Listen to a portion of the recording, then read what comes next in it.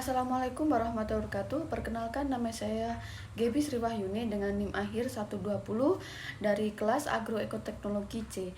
Di sini saya akan menjelaskan beberapa bahasan manajemen sumber daya lahan dikaitkan dengan aspek sosial ekonomi dari matkul manajemen sumber daya perairan. Di sini saya mengambil tema yaitu pola-pola pemanfaatan lahan dan degradasi lingkungan pada kawasan perbukitan. Nah, pola-pola pemanfaatan lahan dan degradasi lahan pada suatu wilayah lebih merupakan pencerminan dari kegiatan manusia pada wilayah yang mendukungnya. Nah, perubahan dalam pemanfaatan lahan mencerminkan aktivitas yang dinamis dari masyarakat sehingga semakin cepat pula perubahan dalam penggunaan lahan. Lalu, hal ini berarti pola pemanfaatan lahan di suatu wilayah dapat menggambarkan kehidupan sosial, ekonomi, dan di daerah yang bersangkutan, dan sekaligus dapat digunakan sebagai indikator bagaimana masyarakat memperlakukan sumber daya alam.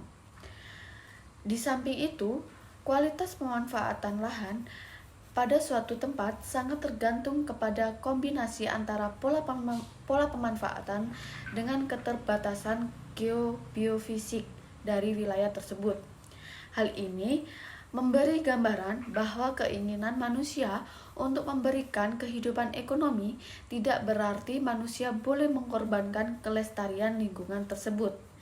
Lalu, proses perubahan dalam pemanfaatan lahan ini yaitu selain menghasilkan manfaat yang dapat dinikmati oleh masyarakat juga tidak lepas dari resiko terjadinya kerusakan lahan akibat erosi, longsor lahan, pencemaran lingkungan, banjir, dan lainnya. Nah, untuk erosi akan menyebabkan terjadinya pendangkalan waduk, penurunan kapasitas saluran irigasi, dan dapat mengganggu sistem pembangkit tenaga listrik. Erosi yang tinggi, banjir pada musim penghujan tidak hanya menimbulkan dampak negatif pada aspek geobifisik, sumber daya alam, dan lingkungan, tetapi juga berdampak pada aspek sosial ekonomi masyarakat. Nah, erosi longsor, lahan, dan banjir dapat menurunkan kualitas dan kuantitas sumber daya alam.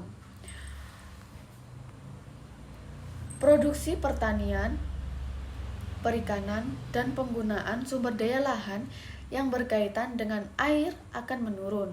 Oleh karena itu, dalam konteks pengolahan suatu kawasan berbukit tersebut, upaya pemanfaatan lahan harus sesuai dengan tingkat kemampuan dan terhindar dari kerusakan atau yang disebut dengan erosi dan longsor. Dengan mengatur pola pemanfaatan lahan sehingga terwujud penggunaan lahan yang optimal supaya pencegahan erosi, longsor lahan dapat dilakukan dengan perbaikan pola pemanfaatan lahan dan melakukan usaha konservasi tanah dan air. Itu dari saya, kurang lebihnya mohon maaf. Wassalamualaikum warahmatullahi wabarakatuh.